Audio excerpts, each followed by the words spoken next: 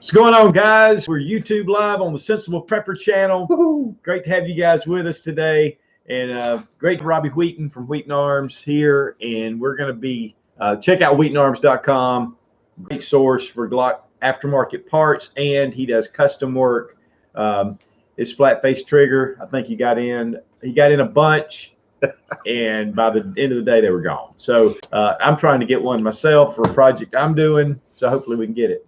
Yeah, we got another production run finishing up on Thursday. They'll go to anodize Thursday afternoon. We'll have them back up on the website Monday afternoon. So. But honestly, they're the best trigger. They're the best aftermarket trigger on the market. It's a flat face trigger. It's just excellent. And then, of course, barrels, Glock barrels, conversion barrels. I mean, got a lot of stuff. So check out Wheaton Arms. And we really appreciate Robbie for being here, and also Sarah Max over on the computer, and she will be monitoring and taking questions once we kind of open it up to questions. So glad you're here. We were laughing that we have such a kind of a serious subject today, so we're not going to get too crazy.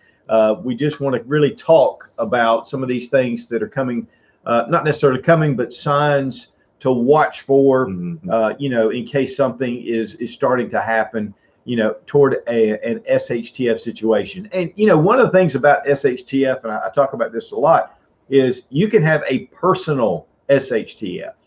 You can lose a job. You can have a flat tire on the side of the road and drop your phone in a puddle. I mean, it doesn't affect anybody else but you. And so, you know, those things just happen. And so this isn't a doom and gloom. It's just we want to lay out some things. Well, that'd be SHTL, wouldn't it? SHTL? Yeah, it's the life. It's the life. Instead of the fan. But we want to talk about some different things, you know, just to get you guys to where when you see it coming. You know, a lot of you guys have been prepping or preparing for a long time. Some of you guys are brand new and you're just wanting some information. And, you know, one of the things about us guys that have been around for a while, you kind of get lulled. And, you know, you kind of like, well, you know, I got my stuff together, I'm fine. And I don't think anything's, you know, really get to the point where sometimes you just think, I don't think anything's ever going to happen. And, you know, and that was a wake up call at 2020, at the beginning of 2020, because, you know, we did see some things that happened and, you know, a lot of shortages. And of course, with the lockdowns, a lot of different things that transformed our lives. And so we really want to just kind of bring some things. And this really more applies to possibly an economic meltdown, which an economic meltdown has a lot of forms to it. And that's one of the reasons why, you know, we really wanted to bring this. Now, before I get into it, I do want to mention Sportsman's Guide. They're sponsoring today's video, and Sportsman's Guide gives $20 off every $100 or more purchase using Sootch, SOOTCH. And I tell you, sign up for their buyers program, buyers club. Yeah, sign up for their buyers club, because I'm telling you, you get free shipping on stuff, and if you're buying big bulk items, you still get free shipping on it. Yeah, and it saves a ton of money. I ordered a ton of jerry cans, military jerry cans, and you know, I got them free shipping because I'm part of the buyers club. And there's a lot of military surplus over there. It's one of the things I tend to go to, but they have everything, whether it's hunting, shooting, doing whatever. So just check them out. They're great guys. They're just great people over there. They've been around for a long time. And so we really do appreciate them, you know, sponsoring us today. And if you're looking for an awesome magazine, you know, just for some afternoon reading material, I'm telling you, sign up, get their magazine. Their catalog. Yes, it's worth it to have their catalog. Of course, you go broke. You go broke, but you got the $20 off. Okay. Speaking of going broke. All right, so there are some things that, you know, that we need to watch for, and some of these are taken from real life events that I put this list together. I'm a big student of Verfowl and his book. In fact, I'm reading it right now. I'm about halfway through it again. I've read it a number of times, but it's the modern survival guide for the coming economic collapse, and it talks about the economic collapse that happened in Argentina back in 2001. And Argentina was a first world country. I mean, a lot of production, a lot of food production, a lot of industry. Manufacturing. Yeah, absolutely. I mean, a lot of Europeans have moved into that area. and a lot of Germans. And so there's a lot that goes on in Argentina. A lot of times we think about South America as like kind of third world, but there is a lot of things that go on down there. And of course, we've seen Venezuela with what's going on there. One of the richest countries in South America, oil rich. I mean, you know, and food production and things. And then you see this collapse. And so one of the things that we just want to talk about is some signs that things could be going south. And one of the big things right now is the political divisions that we have in the country. There's a lot of people that are pulling apart. It just seems to be getting worse. You know how it's going. You see it. But it's not that they're just differences. They are coming up to be just stone. I mean, it's like a concrete wall. Yeah. And, you know, and one of the things that, you know, we need to be careful of, and this is just some personal advice, is, you know, we're actually getting so myopic that any deviation becomes your enemy. And you got to be careful, guys, because we've got to, we can have our differences. We can have differences of opinion. But one of the things we got to be careful of is those people that agree basically and fundamentally the way we think. We need to kind of find our common goals. You know, I can't find any common goals with an anarchist. I'm not finding any common goals with a communist or a socialist. That's just not, that to me is a huge detriment to my family, to our country, and everything else. But those who are really wanting to stand for freedom, they may have a few different ideas. We got to be able to bridge that. And so it's really important. And to me, honestly, it's the majority of the country that feel the way that we do. Freedom loving. They want to have the American dream. They want to have capitalism. But the problem is we're having this divide, and it's getting worse. And so that's one of the things that pulls a country apart. I mean, our Constitution is what holds us together. It's not race or creed or, you know, financial. It's the Constitution that is our rule of law. And when you have two sides actually pulling against that, you know, you've got to divide. So one of the big things is, you know, division in the country, but also with political leaders that are corrupt. You know, it's funny, over the years, I've always looked at Mexico, and, you know, it's always been kind of the known thing that, you know, Mexicans, the government down there is corrupt, and they do a lot of backdoor deals, and they're just always doing things and bribes and different things. And, you know, in America, we've always had that, but it is becoming to the forefront. You know, just the corruption that happens. And that's what happened in Venezuela. It's what happened in Argentina, is that the government was getting all these international loans, and instead of putting it into the infrastructure of their country, they were pulling money out. And it affects us. Yeah, absolutely. Absolutely. I mean, it definitely, you know, when we start to have inflation. So first thing, the second thing is, of course, with political corrupt, well, this would really be the third thing, but, you know, first we're divided. Secondly, we have this corruption that's going on that's hurting our economies. One of the signs to watch for, and something that I've noticed, is food prices are starting to rise. And when you see food prices rising, that means your dollar is worth less. So let's say that I take $1 or let's say I take $5 and I go and I buy 3 cans of beans. 2 weeks later, I go to the store and I can take that $5 and I can only get 2 cans of beans. So you see where it's going. Your dollar is becoming worth less and less. And so we need to make, you know, that's one of the signs to watch. And you'll just see it, how it's going on. I mean, it's slowly, just incrementally going down. It was really funny, you know, over at 2020 at the beginning, you know, food was just gone. And, you know, the distribution system was not keeping up. And so that was one of the big signs, you know, that there is a problem.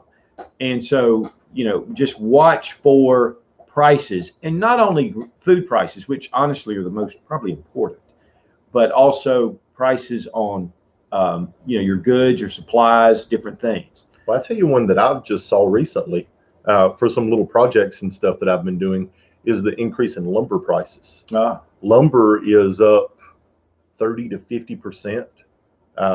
Like OSB, pressed plywood, a year ago was like $16 a sheet. It's $35 to $40 a sheet now. Wow. Wow. 2x4s have doubled or tripled in price. You know, what used to be $2.50 for an 8-foot 2x4, they're about $7 to $8 now. So huge increases in lumber prices over the last year. Well, and some of that attributes sometimes to like hurricanes that have come through, or tornadoes and things like that. We see the supplies. Or with the, another thing would be like with COVID, with everyone being on lockdown and being at home, people are doing more projects at home. So they're buying more lumber, consuming more lumber. So it's kind of like with the ammunition thing, it's capitalism at its finest, Right. There's more demand for the product, so the price of the product goes up until the demand goes down, and then the price goes down. Right. And we've seen that with ammo. I mean, it's gone through the roof. We were just talking about this. We were up in North Carolina this past week on Friday, went to lunch, and this little gun store got some ammo in. And so my buddy had he got an email or some kind of notification that this store had ammunition, quite a bit of ammunition, by the way. I mean, cases. By the time we got there, all the 9mm was just gone, and it was $50 a box. I mean, and it was gone. They had some 223, and it wasn't much. They probably had about 20 boxes, and people were just coming in and just buying it. It went out while we were just in there for just a few minutes. And so when prices go up, people pay a lot of times. Now, some of you guys are going, I ain't paying $50 a box. I understand. And if you've got ammunition, there's no reason to. But for people that have just gotten into guns, it's funny. I was talking to one guy at the body shop, a buddy of mine that works up there. And one of his best buddies has just gotten into guns. And he's all excited. He can't buy anything. He really wants to go. He wants to spend. And, that's one of the things, guys, is, it's just that you go get that ammo, and instead of paying $12 a box, you're paying $50 a box. What that means is your dollar is just worth less. And so, watching those things, now, obviously, there is a special reason why the ammunition is gone. Raw materials are gone. But whenever supply jumps up, your raw materials, we were just talking about how 3 of the biggest manufacturers of ammo right now have bought up all the brass supplies, all the raw brass. All the raw brass. Yep. So they can make their, and so that affects other industries. So, it kind of, and so those industries actually can't get brass material for whatever. You go into Lowe's, there's a ton of brass fittings and different things. Those are going to be hurt from this, from buying up. So, just prices in general, which mean inflation. And so what inflation does is, your dollar, again, like you buy those beans, it just becomes worth less and less.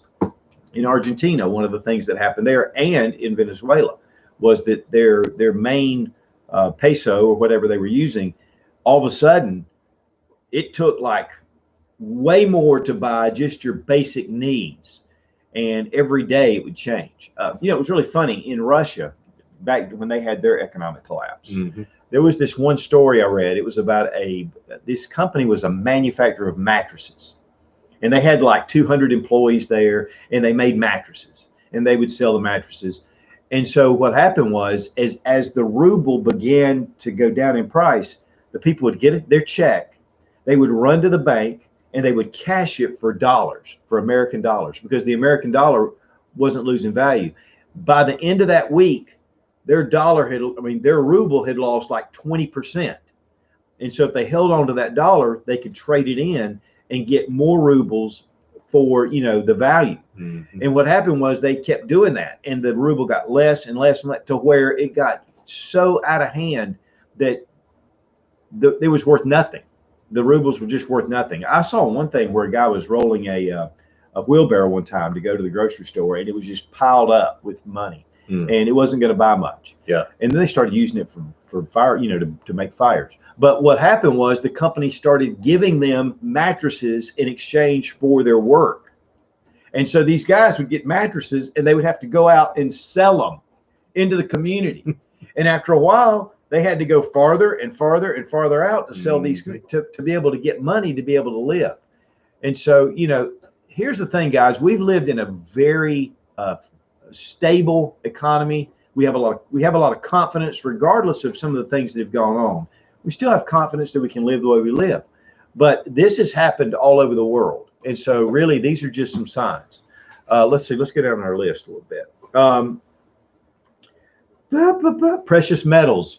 We've seen some fluctuation with precious metals. Back when I bought most of my silver and gold was $350 an ounce. Silver was $5 an ounce. So now silver is $27 an ounce, gold is $1,800 an ounce. That means that your dollar is just worth less. So, again, that's just one of the things about inflation. Let's go to some questions and then we'll continue on. We got something that if somebody wants to pipe in. Mason Ward asks, I'm looking for a good website to order a big pack, like 100 liters or more. A liter? Oh, like a backpack? Yes. 100 liters, that'd be a pretty big backpack. That's a big backpack. There's a couple of guys that I really like. I love Vertex. Vertex makes some great bags. Those larger bags, they make some really great bags. But Mystery Ranch, I really like Mystery Ranch bags. They're some of the best. Just excellent quality, made here in the U.S. But I don't think that Maxpedition makes bags that big. I'm a big fan of Maxpedition bags, but I don't think they make bags that big. 100 liters, that's pretty large. Yeah. Typically, most of mine are 45 liter, maybe a 60 liter bag. So I've not really been in the market for a 100 liter bag. But the one thing about that size bag is it's going to be extremely heavy if you pack that thing out. So, but for your purposes, but I would check out Vertex and I would check out Mystery Ranch. Chris McWilliams asks, what about senior citizens? What can we do to prepare? Well, one of the big things is in this video, we're really wanting to talk about the signs coming. If the problem is with money in the bank, a lot of times, and this happened in Argentina and in Venezuela, is the government would come in and take pensions, take investments. The banks would close because people couldn't go to those banks. Well, some things that you need to consider, like most of your banks are FDIC insured, right? But that bank is only FDIC insured, and your money is only FDIC insured for up to $200,000. So anything you have over $200,000 in a bank account, you could potentially lose if something happened with that bank, because your money is only safe up to $200,000. So maybe if you've got more money than that, look at having different bank accounts. Right now with the stock market as volatile as it is, maybe look at moving your money over into a low interest cash fund just to protect what you have, instead of playing the market and looking more at some low or even medium risk stocks. I would look at moving your money over into a cash fund, and then that way what you have is safe and secure right now until some of this instability levels out. Yeah, and looking at stocks that are more into commodities, things that people are going to continue to buy, because the problem is, and one of the things on the list is local businesses closing and industry closing. Yep. Because the demand, people just don't have the money to be able to spend, and then you see businesses going out. Or the exact opposite.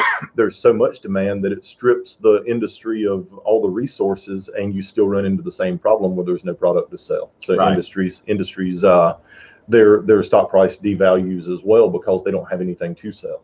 But I would look at precious metals as far as even investing, not necessarily going out and buying physical precious metals, but investing into it. And I would talk to a financial planner. That's going to be your best bet. I know John Lovell at Warrior Poet Society actually did a video talking about moving investments from current money-making investments to more of an SHTF angle. That those markets, and talk to, now a lot of times your financial planner is going to talk you out of it because they're like, oh, there's no problem in the market. Well, hopefully there's not. And the thing is, they're not making money if you're not making money. So if your money's not in an account to where it's turning revenue, they're not making money. But if you move your money over into like a cash fund, your advisor, he's not making anything off of that. Right, so he's going to dissuade you. Right. And a lot of times they don't really see it. Now, one of the things that I would recommend, though, and I recommend this to everyone, is to put back some cash. One of the things that happened, this happened all over the world. In fact, it happened in Greece. It's happened, of course, in Argentina and Venezuela. But the ATMs, the banks closed, and you could only get so much money out of the ATM a day or a week. It was very limited. Yeah, and that's only been just a few years ago in Greece. And the problem is that the ATMs would run out of cash.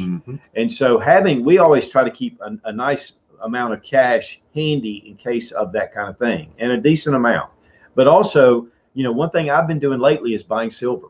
And I've just been buying silver because here's the thing about silver. It's not necessarily an investment, but it will protect your wealth. So if you've got $5,000 in the bank that could just disappear, and it can, or you have it in some kind of pension, take it and put it toward physical silver or gold, and then you've got that tangible silver. That's right. And you know, a lot of people, especially in the survival community, previously has been like, well, you can't eat silver. Yes, but silver is a known value, and I can take it and barter and trade with it because people know the value of it. Yes. Derek Pierce asked, what do you think about the SC4HM? The SE4HM. The SE. Oh, the SE. Yeah. I thought she said SC. I was like, what the heck is that? Love the SE knives. I mean, that is my go-to knife. I like the SE4, the 5. 6 gets kind of big. I'm a big fan of the Azula. Excellent knives. The metal in those knives, they sharpen well, they cut well, and they're just workhorses. So if you're going to do a lot of like real fine wood processing, I like the Mora knives, actually. I like that Scandi grind. But for good hard work, yeah, I've got about 3 of them. Yeah. I love them. I do love them. SC to me is one of the best. And when I say medium price, because some people are like, those things are over $100. Yeah. Those are medium price knives, and they are excellent. So highly recommend them. Jeff Renshaw asked, what emergency food supply do you think is good?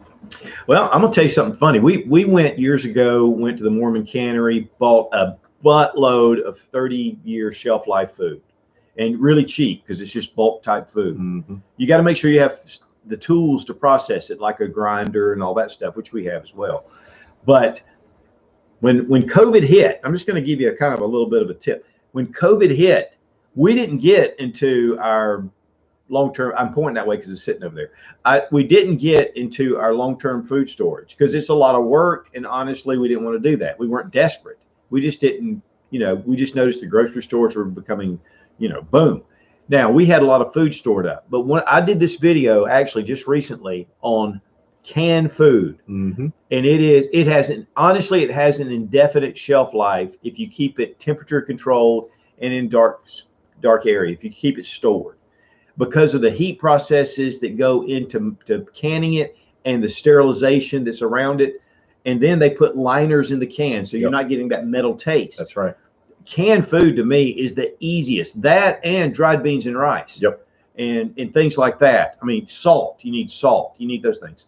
But, you do, but one thing you have to watch out for with a lot of your canned foods is the level of sodium in them. A lot of your canned foods have a real high sodium content, so that's one thing to be aware of when you're looking at canned foods for long-term storage. Make sure that you look at the sodium content in it and try and get the ones that are low sodium to try and minimize just getting too much salt in your food. But on the other hand, if you don't have a salt, if you don't have salt put mm-hmm. back, you're going to need that salt in your body. That's right. But, especially when you go into restaurants and stuff, we get a lot of salt. Mm-hmm. So home food is a little bit better for that. But now, also, you have, your MREs, we put lifeboat food together for our bug out bags, but not necessarily a full food source.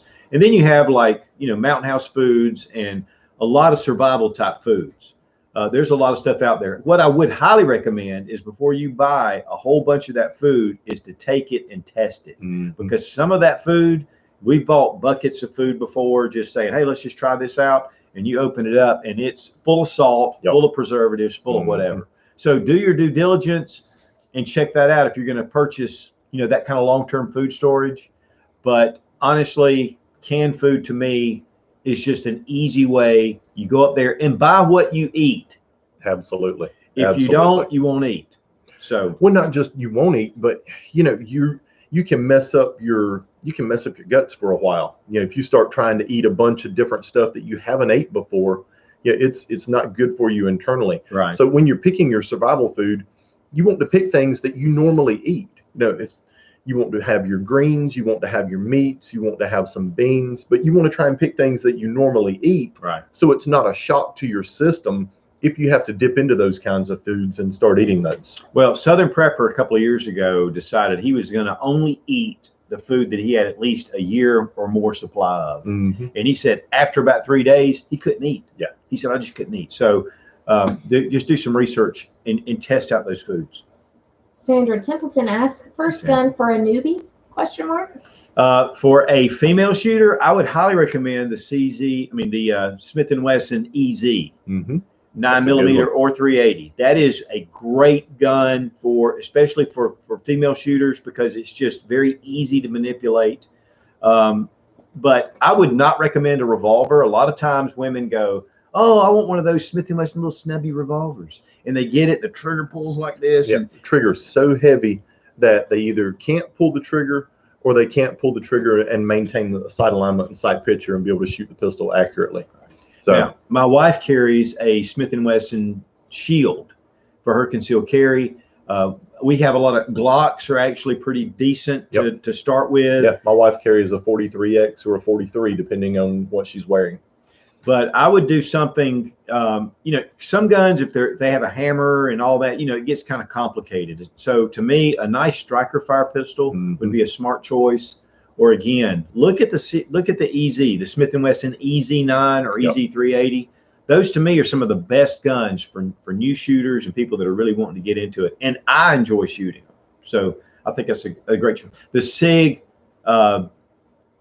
P238. Yep, P238 380. 380, that's got a really easy slide. And I'm saying that not because I think you're weak or anything, but a lot of times when you're new at shooting, pulling that slide back and you're not used to it, it's a little bit difficult. Kevin O'Neill asks, sorry to spam, but have you folks ever considered brewing alcohol like wine and beer for storing calories? Yes, I mean there are some really cool home breweries you can do, and honestly, it would be really smart. I did a video on storing up liquor for SHTF, and a lot of the reasons: it's medicinal, it's social, and it's also stress relieving and relaxing. There's a lot of things you can do with liquor, but I mean it's one of those things to me that would be really cool to get into. It's just it's kind of time consuming to be able to get everything set up. And if you've got the time, I would absolutely recommend it, especially the wine, because you can, wine you can bottle and store and keep pretty large quantities of it. Beer doesn't last nearly as long as wine. The beer will start to sour after a period of time, or go green, as it's called. But wine, you can store wine for as long as it's got a good cork in it. You can store wine for a long, long period of time. And it's great for barter as well. Derek Pierce asks, where do you go to buy silver? We have a local silver shop here in town, Upstate Gold, and I go in there and I'd say, what have you got for scrap silver? I like to buy the junk silver. It's the original coins pre-1965. So 64 and below, dimes, quarters, and I like to get some different ones because I like to have a small one. If I need a dime, if I want to trade something, I've got that, or I can go all the way up to dollars even. And then I do have some minted Walking Liberties that are 9999% silver. The coin silver is only 90% silver, but there is a value to it that people can recognize a little easier. In fact, a few years ago when we had that economic downturn, stores actually in our area started taking silver as barter. I mean, they would take it in as tender.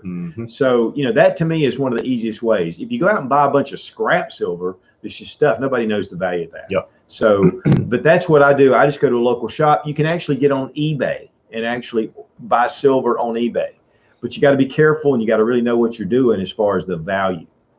But sometimes you go to jockey lots and auctions. I mean, there's scrap silver around. Absolutely.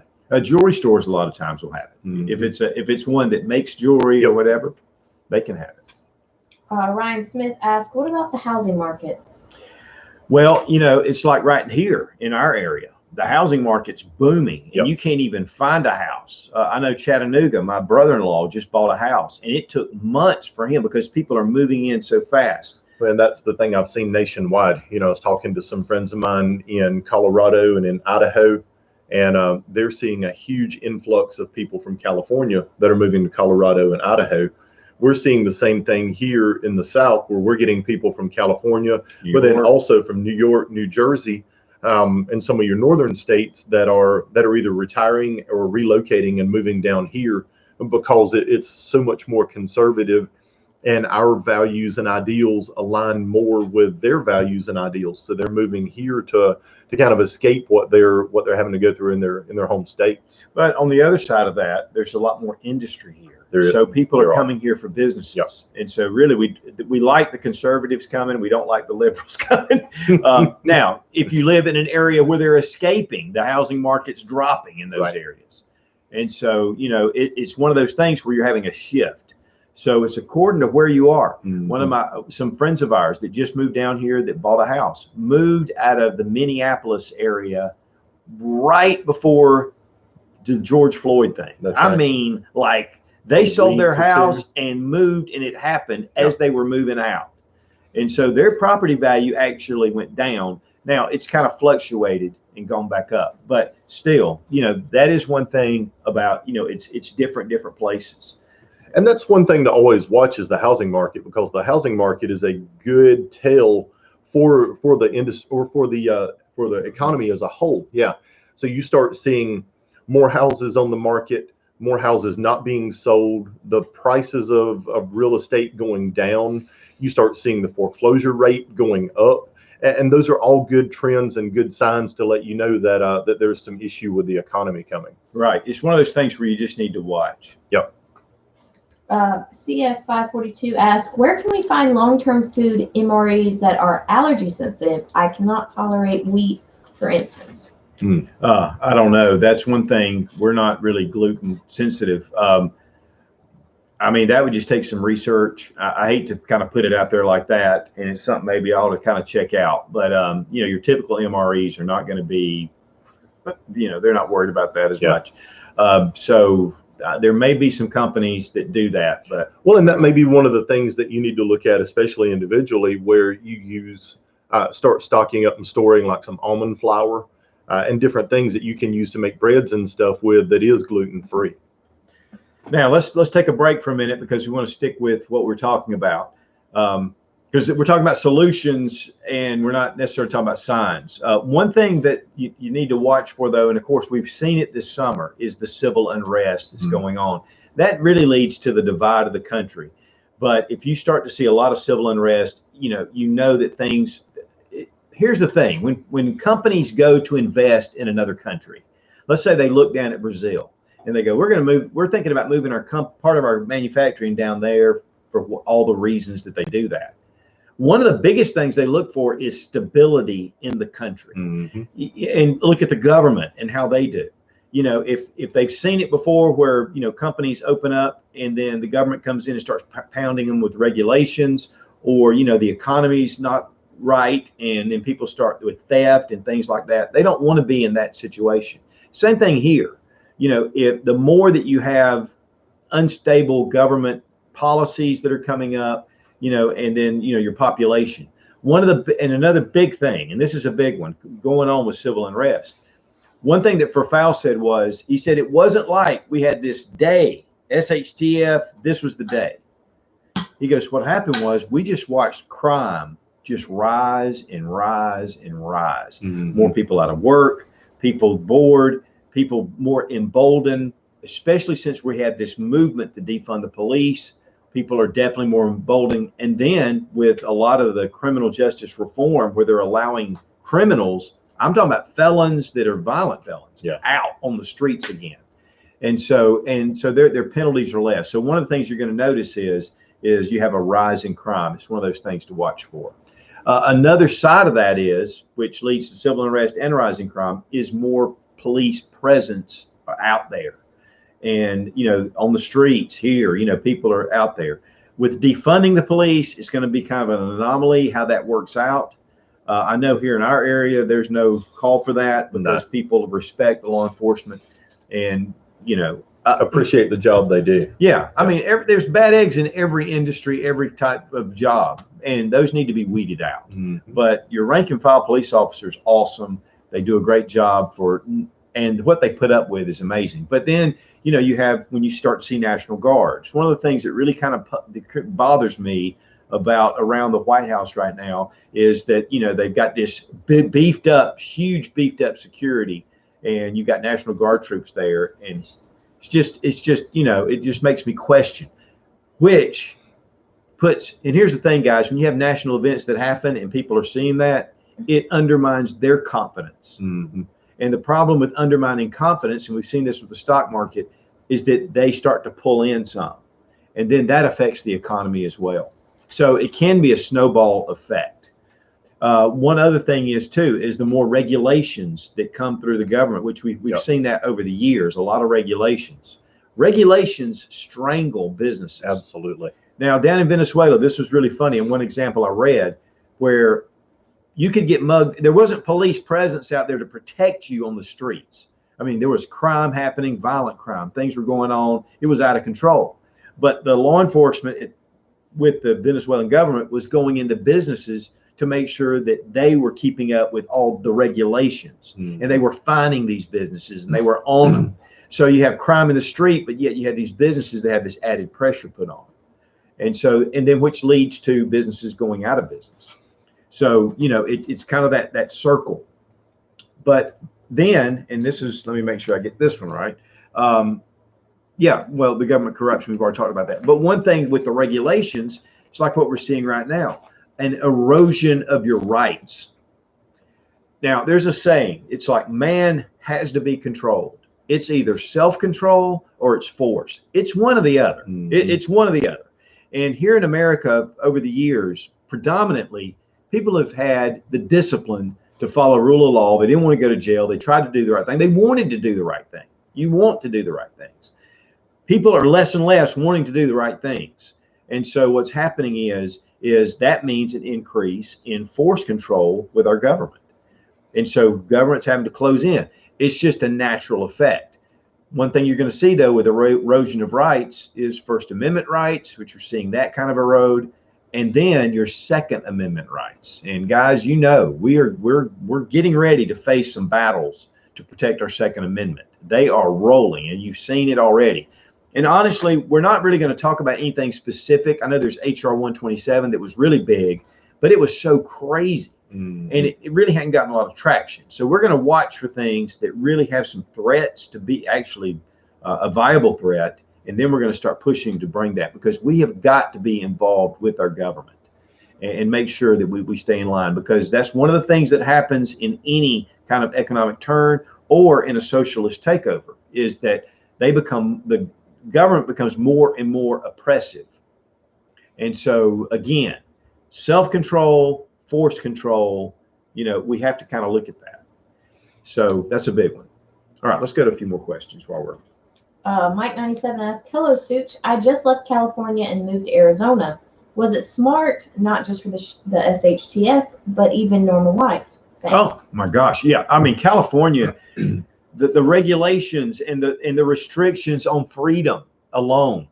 Not to mention the cost of living. Yes, and the disruption in services and a lot of other stuff. I mean, to me, and you know, right now we're seeing, you know, Gavin Newsom's being, you know, they're having a recall because he has just done such a horrible job there, and it's just a disaster. So, you know, one thing though, a lot of people say, and I've seen this over the years, like talking about gun control, and they're like, well, here in California we have this, and people go, we just need to move. You need to move, and sometimes you can't move. Yeah. So, you know, because you have family, you have business, you have whatever. And so I'm happy that you were able to move. And I think Arizona is going to be a better place. Hopefully, a lot of the Californians that are moving out into Arizona won't change the dynamics. And hopefully, and Arizona's had its issues as well. But I think it's a better option than California at this point. Echoes Valor says, question, any recommendations for an older truck for an off-road, gotta get out truck? Older because I can fix them without messing with computers too much. Yeah, it's funny. I used to do a lot of work on my vehicles. You know, we used to change transmissions out, you know, take out, you know, just do a lot of work to them. I mean, all the time. And then once computers and, you know, you got to hook it up to a machine and all that. In fact, I just stopped working on them at all. You know, any of your late 70s, early 80s Chevrolet 4-wheel drive pickup trucks with a 350 engine in it, or Ford. I have a Ford. Yeah, either one would be fine. You know, you've got you can do a mechanical ignition, you can do points ignition, which are great if you have a like an EMP, because the point system will still work where your mechanical or your electronic ignitions will fail. So, you know, looking at those options, the older Chevrolet trucks and Ford trucks, there's still plenty of parts available out there for them. Tons of aftermarket support for those. And then the same way with the Toyota trucks, the older Toyotas, the 80s and 90s Toyota trucks, 4-wheel drives, the same thing. Tons of aftermarket accessories. They're easy to work on. They're all relatively cheap to work on. You know, it's that rabbit hole that you can really go as far down it as you want to go. If you want just a basic bare bones pickup truck to get you out, get you somewhere, you can do that, or you can go absolutely wild and crazy with it and build a complete overlanding vehicle that, you know, it's basically a rolling mobile home. So, you know, just kind of depending on which way you want to go. But yeah, I would say Ford, Chevy, or Toyota, and stick with the 70s or 80s with the Chevys and Fords, or maybe the 80s and 90s with the Toyota. Yeah, the big thing too is and like Robbie said, those brands are important because you need something that has a lot of parts out there. Yep. And you know, like with the Ford truck, it's one of the most. I think it actually outsold Chevy. I have to stick that in there, but you know, but Chevrolet trucks are great. I mean, those are two great options because of all the different parts. As many as they've sold, you can actually go and find parts, even if you buy junk trucks. Yep. Or, you know, you can buy total engines. You could have all the parts you needed to be able to keep it up. That's right.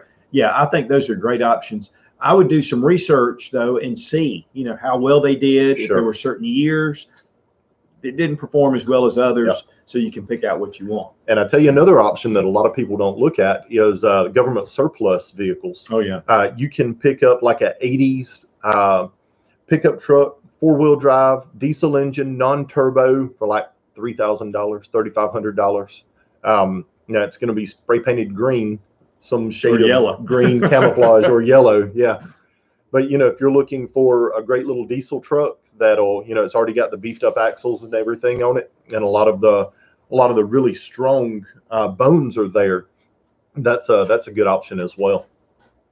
American Patriot says, Sootch, what is the best way to store ammo, loose or in boxes from when purchased?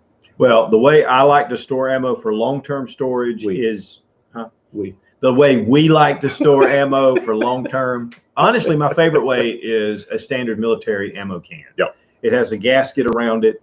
The big thing is, and we've talked about this a few times on here, is that, you know, ammunition will last. That's right. The big problem is moisture. That's right. Water and moisture is what kills it. And so, yeah. So what I do with mine, like with Don, I do an ammo can. I put my ammo in there. I leave a little bit of room, and I put a desiccant pack in there to soak up what little bit of moisture is left in there, and I close it up and seal it up. And that ammo will last you as long as you keep it dry. That ammo will last you indefinitely. Yeah, I mean, you know, when you get military surplus ammo, a lot of that stuff's from the 40s, 50s, 60s, 70s. Turn of the century. Yeah, some of it's World War I. That's right. And it still fires, but as long as it's processed. Now, when you take ammo and it's been, you know, in fact we were out at the range the other day shooting a Carcano or Carcano or whatever it is. Yeah. And when we shot it, one of the rounds, it was like click, and then all of a sudden, boom! Yep, you know, about a 5-second hang fire with it. So the ammo, obviously, when it was stored, wasn't stored properly. Yep. Otherwise, it should fire. Adrian Lauderdale asks, hello from Ohio. I'm currently looking into buying at least an acre or two of land in Ohio for bug out off grid prepping. What are key factors that should be considered, please and thank you? There's a couple of things to consider about bugging out. You know, in any kind of major situation, you can get into a traffic gridlock where you can't even get out of an area. It's according to what's going on. Some things, you know, there's the slow burn, and then there's the dynamite. You know, there's a lot of different variations. One of the things though that is a problem when you get out is security, especially if you're by yourself. If I was going to go and find a couple, this is what I would do, and I'll just leave it at this. If I was going to go have a couple of acres that I wanted to have a remote location, number one is I would get to know my neighbors really well. and I would connect with them, because one of the things you want to do is be able to watch each other's back. Lone wolf mentality when it comes to survival is a death knell. I mean, you're going to be, and in fact, that was addressed in Fafal's book, that in Argentina was a lot of people bugged out, and then the gangs and cartels knew they were going to do it, and they went there to get their stuff because they were easy targets. So you want to make sure that you have a community around you to be able to withstand any kind of problem. Another thing is bugging out. And I think it's important if you happen to, and to me, bugging out is the last resort. You're a glorified refugee if you bug out. But if you have a location, then that's the only sensible way to go. So I think it's really good to have a remote location, a place you can grow vegetables, a place you can do things, but you want to look for a community that's kind of around it, that will give you some security, and watch it while you're not there. So, and some of the big things when you're looking for property that I would look for is try and find a piece of property that has a spring head, so you've got a good water source. Right. Take some soil samples, send the soil samples to some of your local universities and have them check your soil and make sure that the soil is good for growing, that it's not real acidic or has a real high nitrogen content. You want to check that soil and make sure that soil is going to be good for growing. I know in like West Virginia, Pennsylvania, Kentucky, a lot of times you'll have a high arsenic content in your soil because of some of the mining and stuff that goes on there. So you want to check the soil and make sure there's not any kind of toxins or anything in the soil that could leach into your crops and poison you before you buy the property and start trying to grow everything there. So just a few little tips there to check into as well. And two, if you live in a urban or metropolitan area, I would highly recommend having a place to get to. Yeah. That to me just makes sense. And possibly family or friends are also a great bug out location that live in a fairly secure area.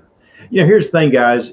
Typically, let's say that what we're talking about here with an economic meltdown or whatever with SHTF doesn't mean the whole country goes up in flames. Doesn't mean we go back to the Stone Age. We won't go back to the Stone Age. There's too much technology. There's too many things that people understand and know. But there Just are Google how to get out of the Stone Age. Yeah. How do you get to the Bronze Age or Copper? So one of the things about it is that there is going to be some technology. There may not be electricity, but people know things. But so to me, one of the biggest things that I would do is to learn skills that may be from the 40s. You don't have to go back to primitive times. No. But you do need to know how to grow your food. You do need to how to purify your water, and that's one thing I would say with a place like that is water purification is important. Yep. It's not just a spring would be great because you do have good pure water, but if you do have a river or creek, you're going to need to be able to treat that water. That's right. Bleach is a good one. Prepper Mimi asks, question, interested in investing in solar power, but would rather buy best option rather than mediocre and it not be enough.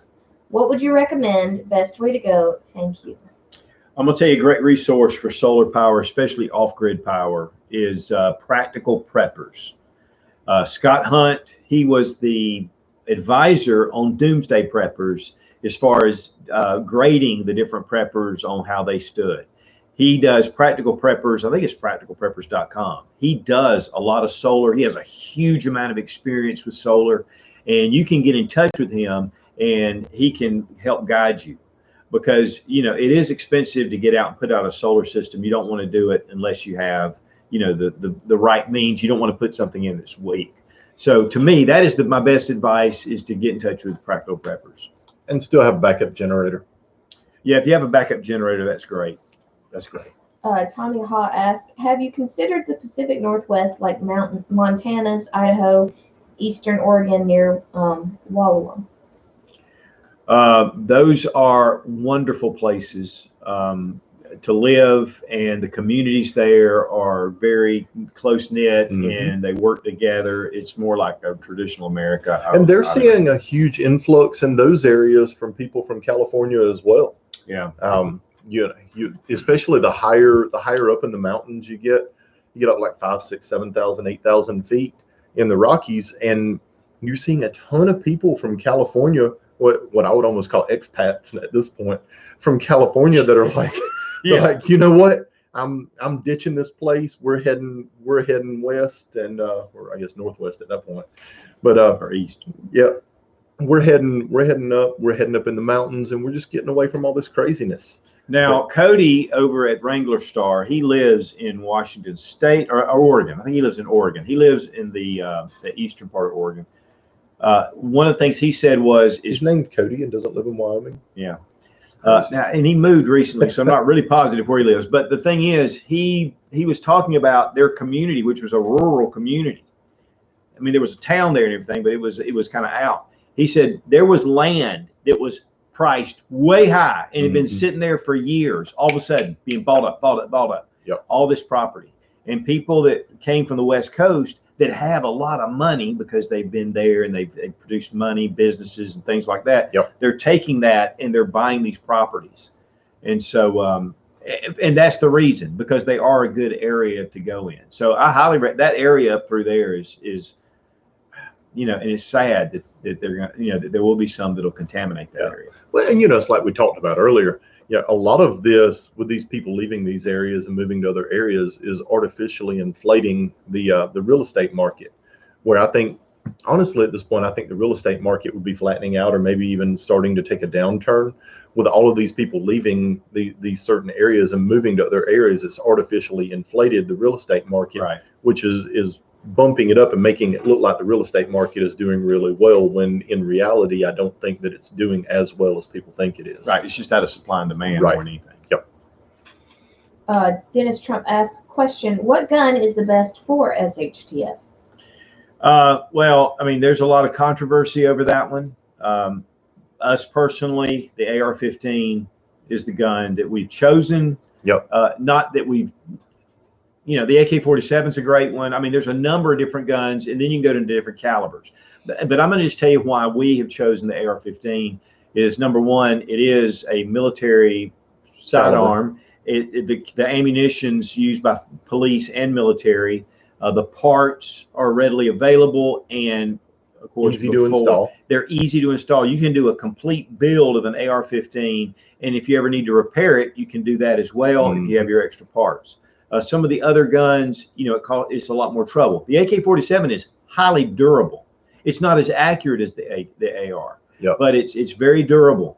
But the problem is if something catastrophic goes wrong, you're sunk. Yeah, it's not really end user serviceable. I mean, you got to have the presses and everything to put that trunnion with the barrel and all that. And so that's the reason why we have chosen the AR, is because of that very reason. And the Glock for a sidearm for the same reason. It's super easy to work on. It's super easy to service. Anybody with just a little bit of knowledge can completely tear that firearm completely apart, replace all the internals in it, and keep that gun up and running for a really low cost. And we did a video talking about the reasons why it is the best.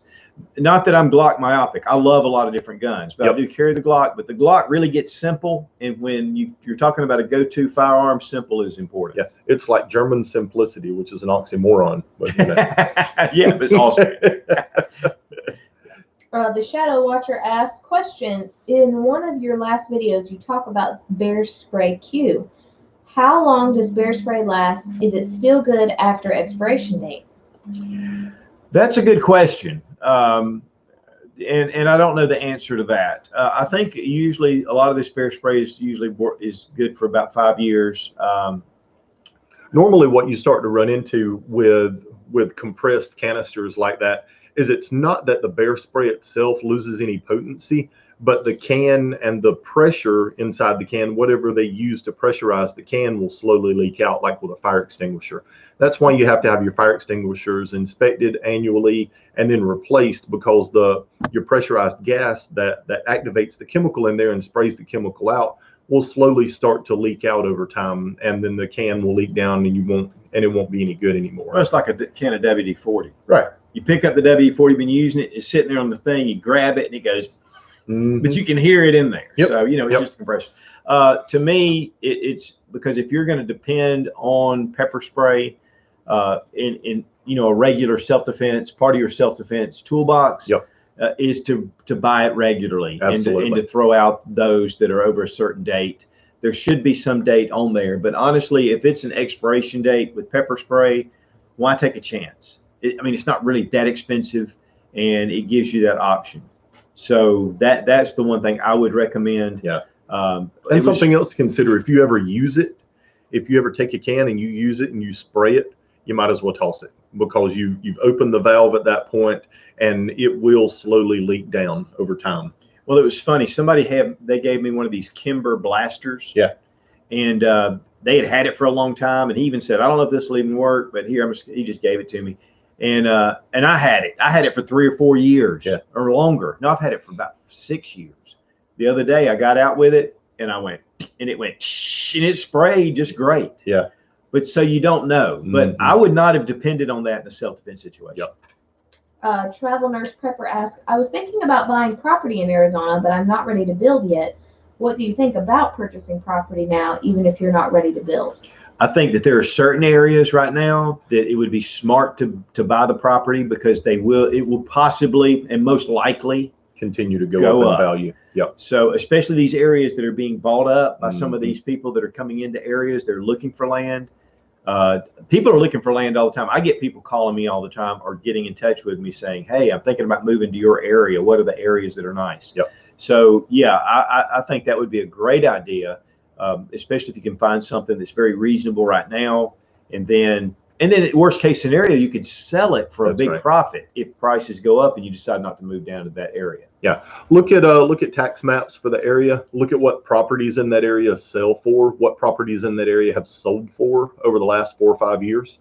And that'll give you a good idea of what the actual value of that property in that area is. That way you don't overpay for it. Now, hold on just a second, because I want to make sure, because we had the top 10 list. I'm going to have the list. I'll have to go in and do it later, but I'm going to have the top 10 list below in the description just for you to be able to peruse. But I just want to make sure that we don't miss something. So what we've talked about is, food prices rising. You're seeing, supplies rising. You're seeing, number 2, crime increase. You're seeing just a steady increase of crime. And then, precious metals start to go up in value, and your dollar actually is becoming less, which really is tied into the food prices as well. Local businesses, you're going to notice that businesses start to close. We've seen that with COVID, which was kind of an artificial way, but still, you're seeing these businesses close because, they're not able to continue business. Civil unrest starts to increase. The problem is the division in the country, which is the opposite of stability in the country. And then, of course, you see limits on bank withdrawals. You even see bank runs at times. Listen, if you start seeing a bank run, or you start seeing people start to get nervous about their money in the bank, I wouldn't hesitate. I wouldn't hesitate too long, because people get kind of crazy. And then, of course, more police presence all around. You see police a little bit more around. You see maybe military, or National Guard kind of around. Makes things a little bit, because again, guys, it's either self-control or force control. Man has to be controlled. Then you see a increase against your rights. You see a lot of your rights being taken away, a lot of your freedoms being taken away.